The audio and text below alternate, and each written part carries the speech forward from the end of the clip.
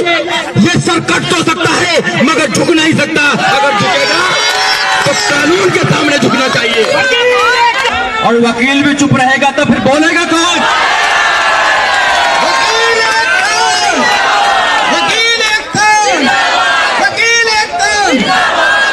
ये जानते हैं कि जो वकील होता है देश के अंदर उसकी अपनी आवाज होती है और ये उस आवाज को बंद करना चाहते हैं।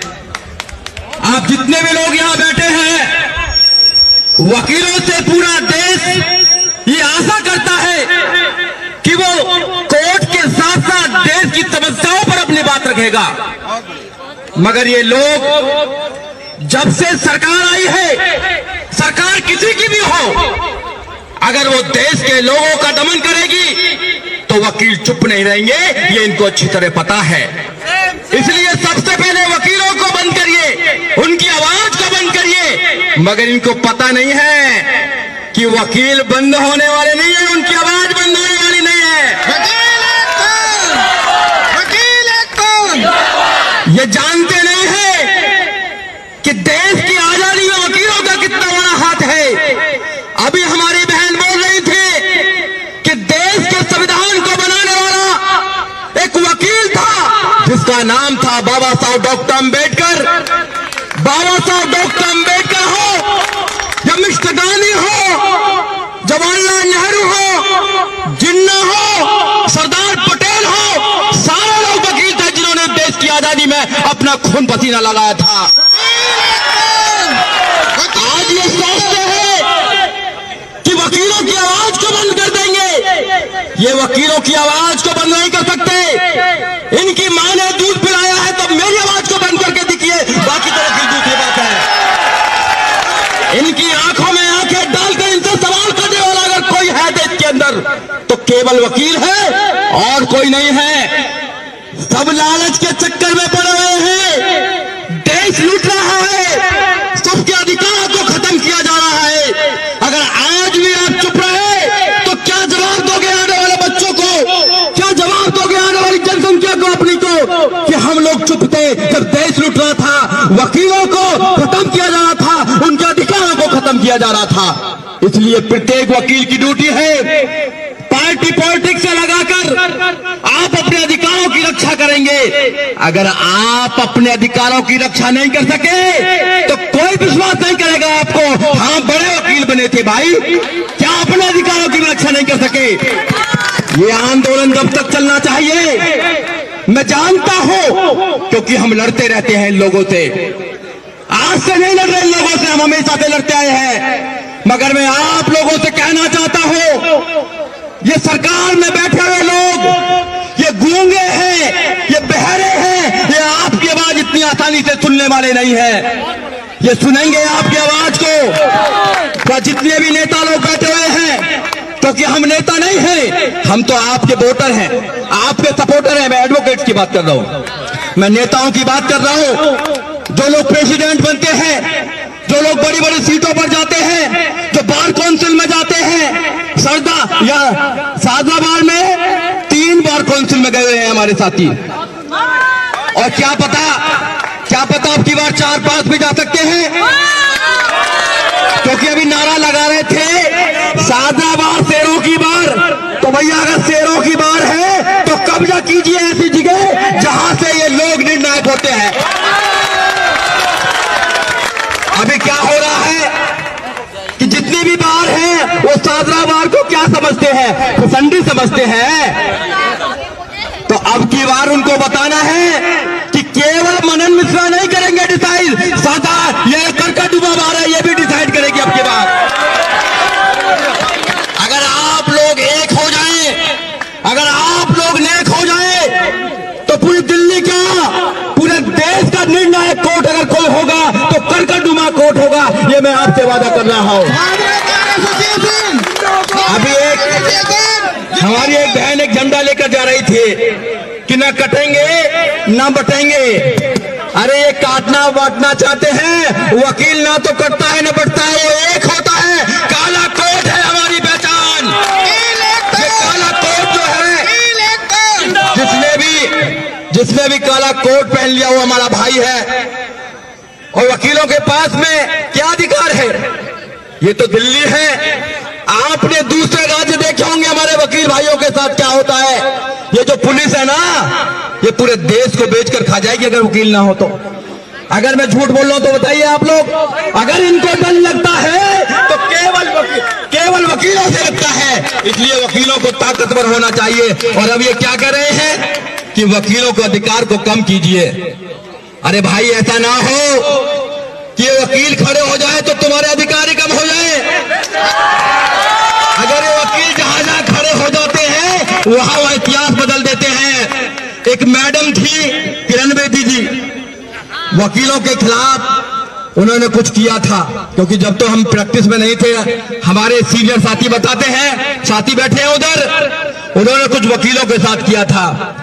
अब ये चुनाव लड़ने आ गई कृष्णानगर के अंदर, हमारे सारे वकील पहुंच गए कि तुमको नहीं जीतने देंगे, उनको भागना पड़ा यहाँ से। ये लोग जानते नहीं है क्या?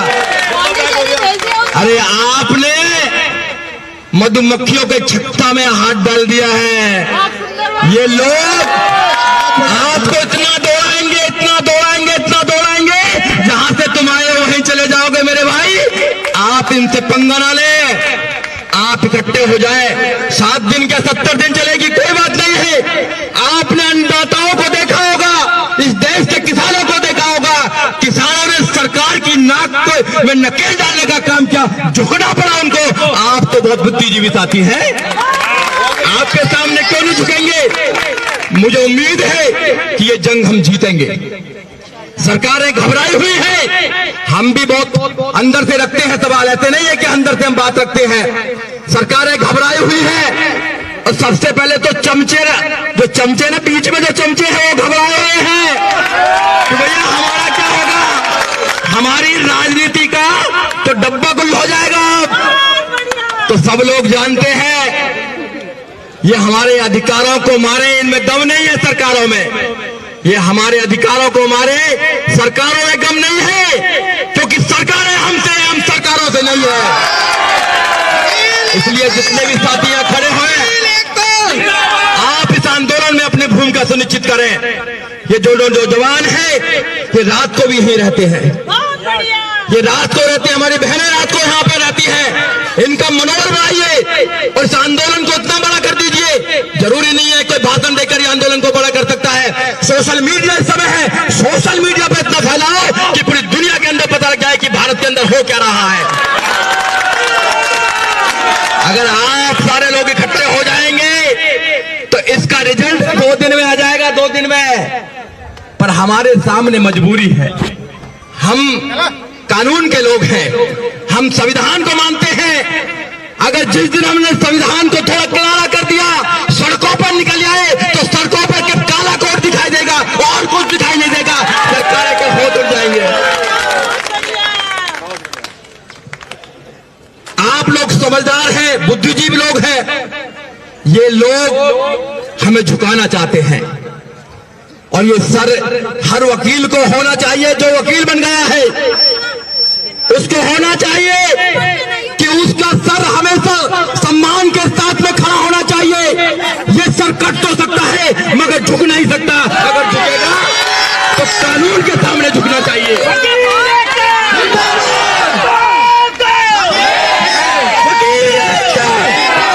वकील एकता, आवाज दो, सुजीत भाई।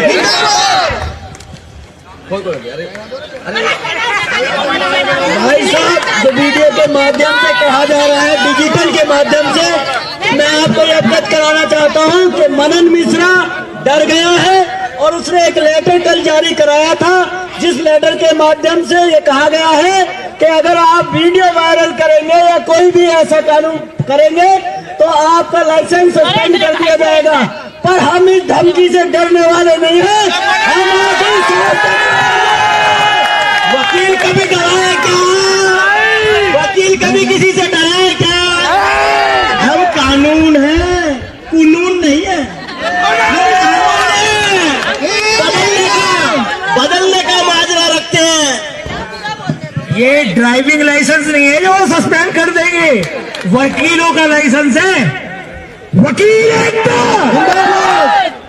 देखिए, अब तो नौजवान साथी हैं, इन्होंने मोर्चा संभाल रखा है और सबसे पहले हमारी बहनें हैं हमारे साथ। और जब महिला शक्ति आ जाती है तो दुनिया की कोई भी ताकत उनका सामना नहीं कर सकती है। तो जो महिला शक्ति यहाँ बैठी हुई है ना, वो हमारी ताकत है। किसी भी आंदोलन में अगर महिला आ जाती है, निश्चित वो आंदोलन जीतता है। ये इतिहास उठाकर देख लीजिए आप। तो जो हमारी मातृ शक्ति, हमारी बहनें, एडवोकेट साथी बैठी हैं, उनको मजबूत कीजिए। अंदर स्ट्राइक का ऐलान कर दिया नारी शक्ति ने। देखिए, हम भूखा नहीं मरेंगे, हम सड़कों पर उतरेंगे। हम क्या स्ट्राइक करें, हम सड़कों पर उतरेंगे।